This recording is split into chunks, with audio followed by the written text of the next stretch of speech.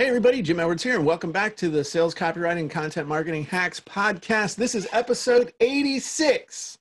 I've got my trusty podcast producer and co-host, Mr. Stu Smith, here today. Hi, Stu. Hello, Jim. How are you? I'm good. It's Wednesday. Well, I'm glad. Happy hump day. I'm glad. Woohoo! Nah, I didn't do any of that this morning, but I did get dressed to do some working out. So today we're going to be talking about the number one ingredient. The number one ingredient. No, I'm not talking about sugar. I'm not talking about flour. I'm not talking about water. I'm talking about the number one ingredient in becoming an entrepreneur or moving your entrepreneurial business online or your regular business online or pretty much doing anything if you wanted to be successful. Caffeine. Today, we're going to talk about the number two most important ingredient because, yes, the number one ingredient is caffeine. But no, you know, it's interesting. We're wrapping up the series that we've been doing over the last few episodes for really professional people or newbies to move their online business or move their business online or to do better online marketing. We talked about tools and resources. We talked about targeting your market, your funnel business model, product design and creation. And really the last two topics we wanted to talk about were habits and knowledge, but we realized those could really be combined into one. Now, what are we talking about? What is the number one ingredient? How long am I going to go without telling you what it is? And so I'm not going to go any further. All right. The number one ingredient is not caffeine. The number one ingredient is called getting up off your ass and doing something. Stu would say that's action.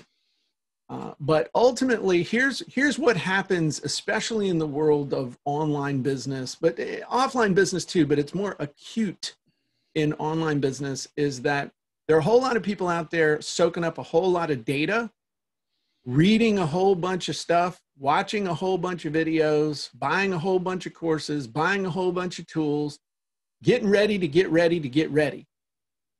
Ultimately, you have to get your ass in the arena and you have to get to work. Ultimately, you have to take action. And I'll tell you why.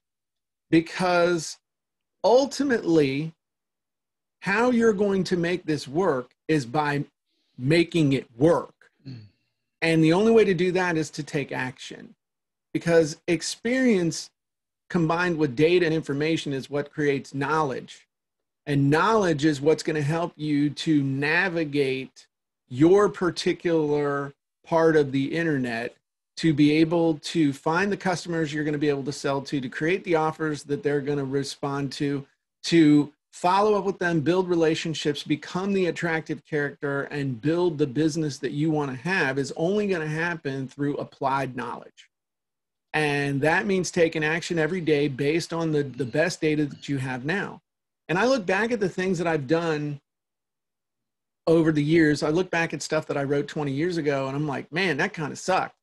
But I see where I was going with it. And at the time, it was the best effort that I could put forward based on the knowledge that I have. Have I changed my tactics over the years? Yes, I have adapted my topics. I do not flip-flop like some politician trying to get, you know, a nomination for some office or something like that. They'll flip-flop in a heartbeat. Ooh, but I have embarrassing. Adapted my tactics over the years as things change, but the principles have never changed. So learning principles, applying them, and actually doing it. There's all these people who can tell you all about content marketing. You know, we talked in the Jim and Stu show live on our Facebook group, which, by the way, you should be a part of if you're listening to the podcast, but you're not part of our group on Facebook. We're almost 20,000 strong now at the Sales Copywriting and Content Marketing Hacks with Jim Edwards group on Facebook. It's free to join. You have to fill out a little form so we know you're not an axe murderer, and then we'll let you in. Of course, we can't know if you're an axe murderer or not, but we'll assume you're not. But the thing to do is just get out there and do it. Because so many people will tell you how it should be done. Yet if you go look at their Facebook profile, if you look at their blog, if they even have one, if you look at their podcast, if they even have one, if you look at their YouTube channel, if they even have one, you'll see that they post content like once or never, not every day or multiple times a day. They're not engaging with audiences. They're not going into other groups and answering questions and seeing what's going on, keeping a pulse of what's going on in the market, and then creating or offering products around those needs. They're not consistently doing what we know works, which is to see exactly what people want and sell it to them and consistently follow up over and over and over and provide value. They're just not doing it. Yeah, you got to stay relevant. And you only do that by doing it. Yep.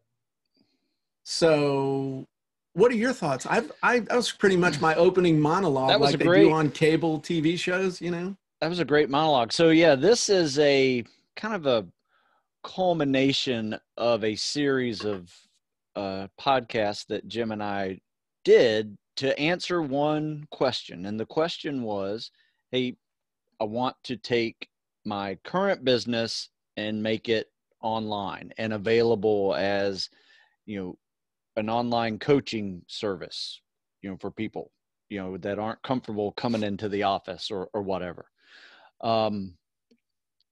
So we went through a whole series of, here's what you need to do that. But this last one is kind of the secret sauce, if there is one. Because I saw this quote, Jim, and it kind of encapsulates everything.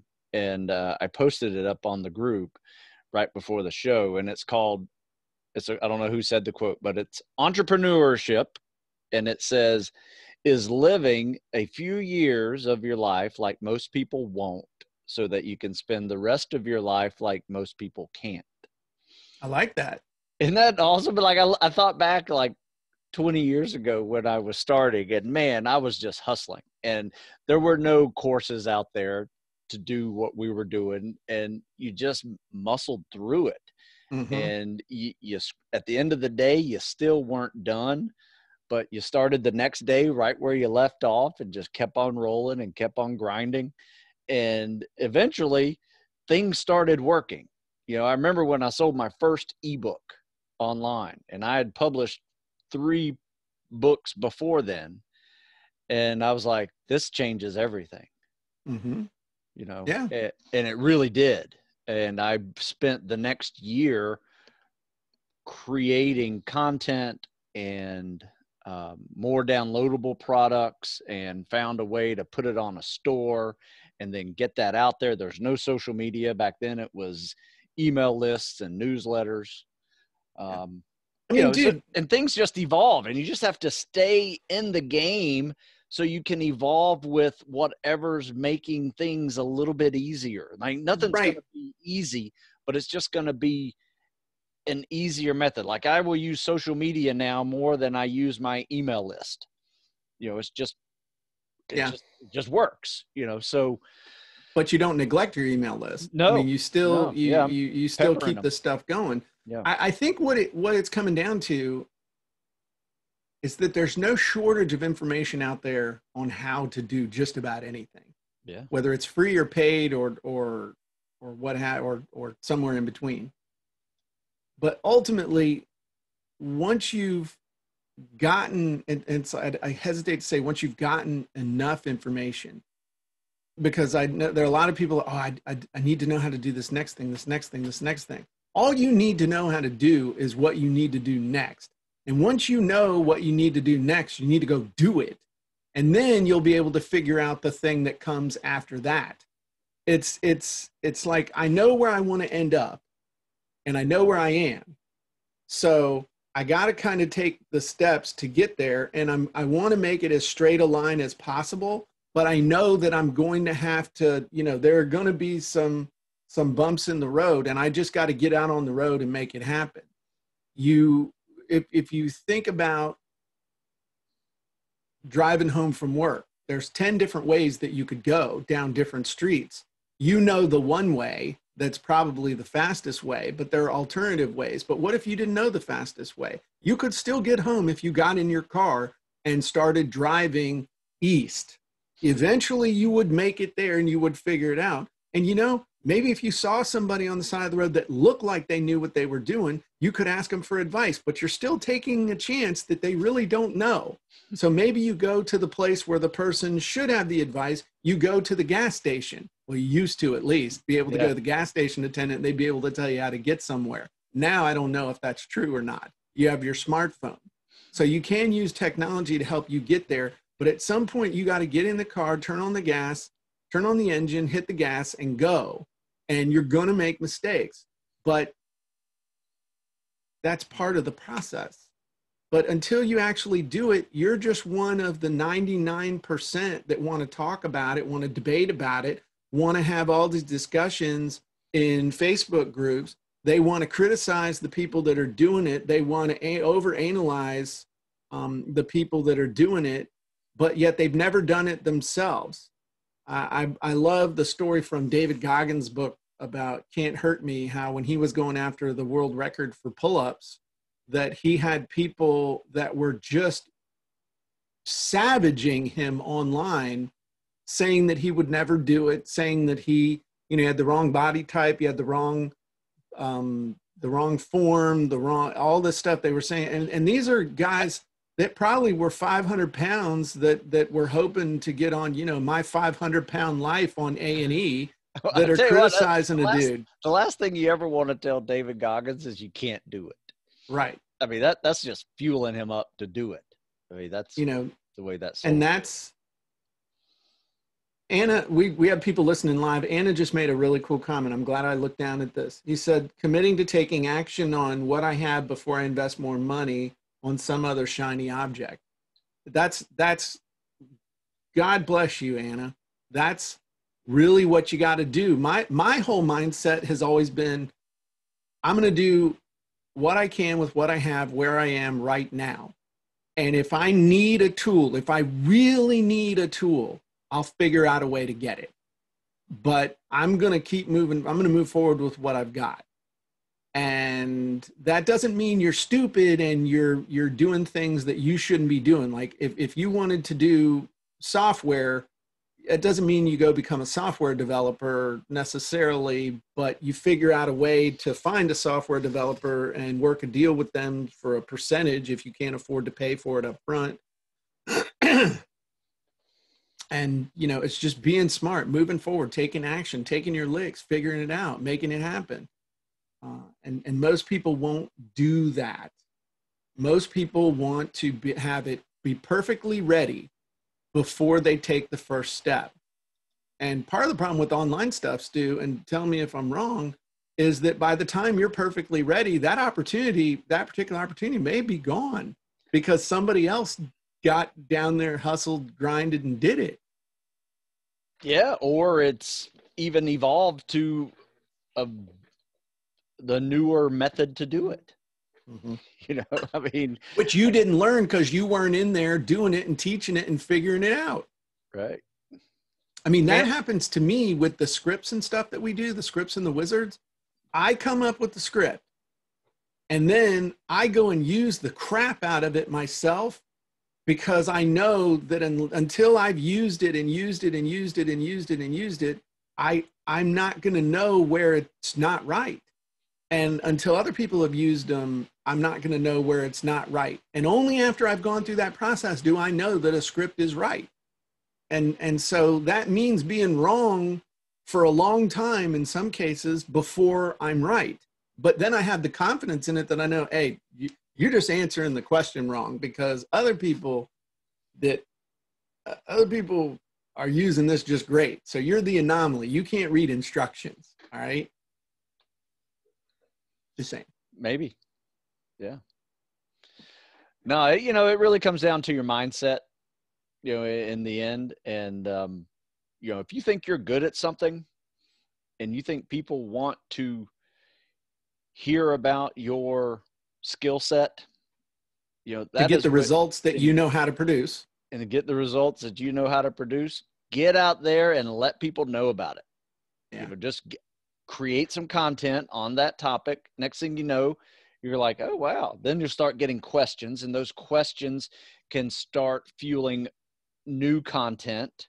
Next thing you know, you've got enough content out there to create a downloadable product, something that you've tried out with other people that worked, and it just grows. So content, daily content is a snowball that will just get bigger and bigger and bigger. And if you don't learn to repurpose that content into other products and services, it's really wasted. So you're constantly always moving. You're always auditioning content. Some of it that people are interested in, product ideas and all that other stuff. But the one thing I would also say is, while you're taking action, you gotta learn to embrace the suck, because it's not, if it was easy, everyone would do it. So at some point you have to understand, I'm gonna start out, and there's gonna be a dip, and at some point I'm going to have that come to Jesus meeting where I have to decide, am I going to keep going or am I not going to keep going? Am I going to keep pushing and pushing? And what you also need to understand is, on the other side, as long as you are really, really clear on the outcome that you want, you may not get the outcome that you want, but you may get something that's just as good. So that's the other thing that some people don't understand. I'll tell you a quick story. I've told you this story, Stu. When I was a freshman in college, I was in ROTC. I really wanted to, I'm not comparing this to anything that you've done. I'm just saying this was when I learned this lesson, is that I wanted to go to Airborne School. I was 17 years old. I wanted to be the second freshman that they ever sent from that program to Airborne School. I was going to be a paratrooper. I know that's a 5-jump commando and all that stuff, but when you're 17, that's a big deal. It's a big deal.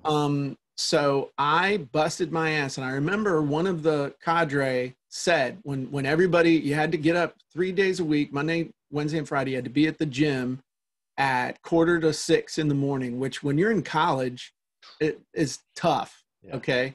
You had to be there. And the first day there were 75 people there, 75 people that were going after 10 slots. And the guy said, look around. If you really want to go to Airborne School, you're going to go to Airborne School. And I believed him. He said, I don't care what shape you're in right now. We can get you in shape to be able to go to Airborne School if you really want to go. So I believed him. Next time we went, there were only 65 people there. By the end of the semester, there were about 25 people that were still showing up, because the way they did it, that's the only time they did it, was actually a PE class. They somehow worked it out that it was aerobics, and it was PE. So you were there for PE credit, so you could drop it. But we showed up in uniform, and I mean, it was brutal because I had never done any kind of PT before, but I believed him, and he said it. If you really want a slot, you're going to get to go. So I got up to the point where I met and then exceeded the standards, but I didn't get a slot.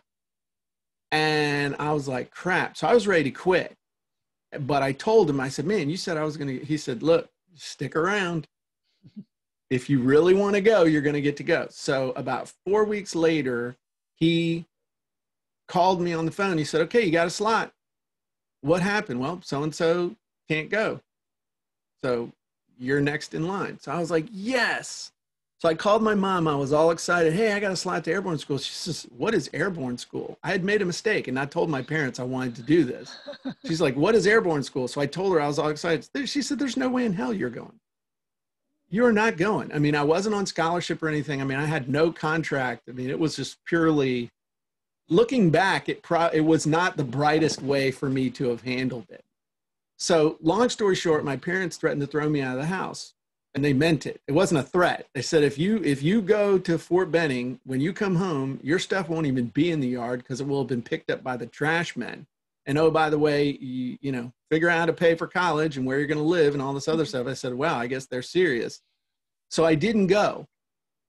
Now this is like a French film right now. I'm dying with the, it's like, it's ending the film with the dog being dead. And, it's like, this is terrible. The end. And the protagonist should have known his audience a little better. I should have known my audience better. I'm going for an internship. I'm going for an internship in Columbus, Georgia. Dude, if I'd have thought about it, I would have told him I was doing CTLT, and then it was just cadet troop leadership training. I was going down there to just shadow officers for 3 weeks and all this, if I'd thought about it, but I didn't because I was young and stupid. Sure. Long story short, though, the equivalent benefit that came out of that. So I put in all that work. I mean, it was hard. It really sucked. And I put all that stuff in, but what was the equivalent benefit that came out of all that struggle and even that disappointment in the end of not getting the thing that I thought I wanted? I have, for my whole life, been able to draw on that experience of doing something really hard and never quitting. And always, and plus it kind of got me addicted to working out and that, other stuff that held for a while, then I lost, but I got it back. But the biggest equivalent benefit that I got was a frame of reference that I could do something that other people said was impossible. And that I could totally transform my mind and my body through sheer force of will. And I have used that my whole life. And that has served me better than anything and has given me courage in other situations. So if you commit yourself to it 1,000%, what we're talking about here, this entrepreneurial journey and all the things we're, getting out there and taking action, you will get hit in the face with a 2x4. I guarantee it. But on the other side of that is so much self-confidence, so much energy, so much just changing who you are as a person that it'll be worth it. And maybe you'll be one of the lucky ones that the first thing you do turns into a gajillion-dollar thing. And I want you to send Stu and me $1 million each because we help to inspire you and we deserve it. But if not, it's going to build a frame of reference that gives you a solid foundation to move forward. So you won't be like some of these chuckleheads that make it easily and then they lose everything because they didn't build a foundation to be able to maintain it or to handle it or to value it once they do have it. Yeah. And, any of these movements into something new is intimidating. It is for everybody. And for anybody to say it's not that big a deal, they're lying, because it is intimidating. But there's going to be struggle. There's going to be failure. There's going to be reworking something because you didn't save it and you got to recreate it. And there's just going to be times when it just sucks. But there's going to be the moments that also make every bit of that struggle worth it. And then from there, you just have a newfound energy to just keep rolling and keep grinding and a better path. And you'll know you made it when the people who told you along the way were like, you can't do that, or you should quit, or you should go get a real job, or you still messing around with that online thing. The ones who are the haters and everything, that will be the first ones once you make it to then turn around and say, I always knew you could do it. I told everybody I knew you were going to make it. And you just want to go and you just like, whatever, hey, thanks. I always like that one when they say, when you're going to get a real job, right? And I was like, real jobs pay real money. That's all I say. And what the hell does that even mean, Stu? What do you mean? Is that? Real jobs pay real money? What does that mean? I have a job that pays money. Is real. All I do is look at them and say, why would I want to take a pay cut? There you go. That's even better. Why would I want to take a pay cut? I'm certifiably unemployable. Yeah, I don't think I could work for someone right now. No one's going to hire somebody that makes 10 times what they make. I mean, I've got some acerbic comments when people say stuff like that, but it's family members, so I can talk to them anyway I want. Yeah. But they don't talk to me that's anyway. the life of an entrepreneur. People don't understand what you are trying to do until you've been the smack dab in the middle of it. And it's like Winston Churchill said, if you're going, or was it Patton? Who said when you're going through hell, keep going? That was Patton. That was Churchill. That was Churchill? Yeah. Okay. Yeah. Close. Some famous dude. Yeah. Anyway. All right, cool. I think we've beaten this one enough. So Any good comments on this one? they're all good comments, aren't they, Stu? Of course they are. Oh, Naoki, I hope I'm saying this right. He says, it's amazing how taking even just a little bit of action every day leaves you with a mountain of experience by the end of the week, month, or year. That's good. I like that. So, cool. All right. Well, that's all we got. I appreciate everybody being here. Stu, you did a great job. If you are not a member of the Sales Copywriting Content Marketing Hacks group on Facebook, you should be. Go on Facebook and do a search for sales content or sales copywriting content marketing hacks, and you'll find it. Fill out the little form. If you need help with your sales copy, head over to copywritingsecrets.com. Grab a copy of my book for free, a real physical copy, over 40,000 copies sold worldwide so far, changing lives, and it's still free. Just pay small shipping and handling. And if you want to get in good shape, head on over to StuSmithFitness.com. I did, and look what happened to me, kids. So hey, another little quick reminder of the little nuggets that you get when you're going on this journey. I remember when Jim was in the process of writing Copywriting Secrets, and I think you texted me or called me up and says, I can't believe it, copywritingsecrets.com is available. That was just one of those little nuggets that I saw. Wasn't? What's that? It wasn't available. I had to pay a bunch of money for it. Oh, really? It was something that you. There was something else. I told you there was a domain. I was like, holy crap, this was available. It was something. But anyway, it was Insane Bonuses. InsaneBonuses.com. That was the one that I was like, you're crapping me. It's available. No, we'll grab it. Yeah. And I was telling other people, I got like, no way. That was still available. Yeah. No, it wasn't copywritingsecrets.com. I paid a premium for that one. Oh, my bad. But no, InsaneBonuses.com was the one. Well, like I said, there's those little victories, whether you buy it or it's there available for you for nothing. There's those little victories that you get that just kind of keep you going. So absolutely, just take a little chunk, get a little victory, a little more motivation for the next one. Absolutely.